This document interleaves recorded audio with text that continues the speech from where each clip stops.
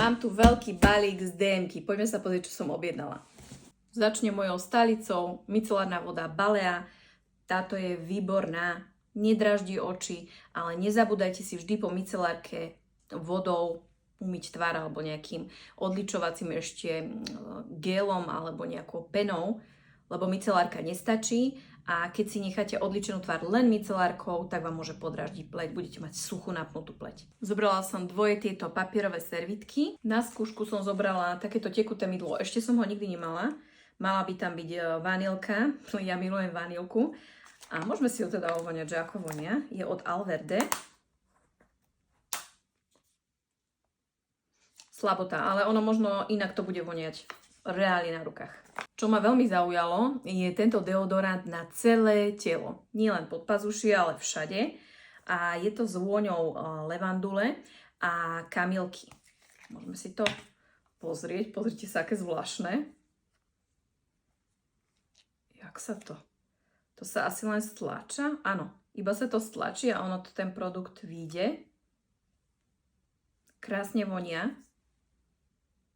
Veľmi pekne aj tá levandula je tam cítiť.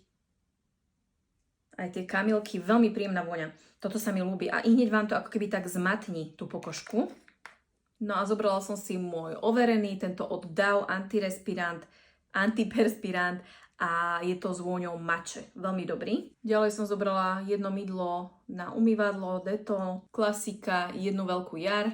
Tieto odličovacie tampóny mám najradšej zo všetkých. Skúšala som rôzne, ale tieto mám najradšej. Zobrala som jedny vreckovky. Teraz som mierne v šoku, lebo sú tu výživy. A výživu som teda určite neobjednávala. Pozrite sa. 5 výživ. Nejakých mrkvových, či čo to je. Neviem, čo to je a musím si skontrolovať účet, lebo toto my nepapáme už dávno, výživky. Videla som tam nejaké nové čaje a ja som milovník čajov, takže to som si zobrala na skúšku, takýto od DM Bio.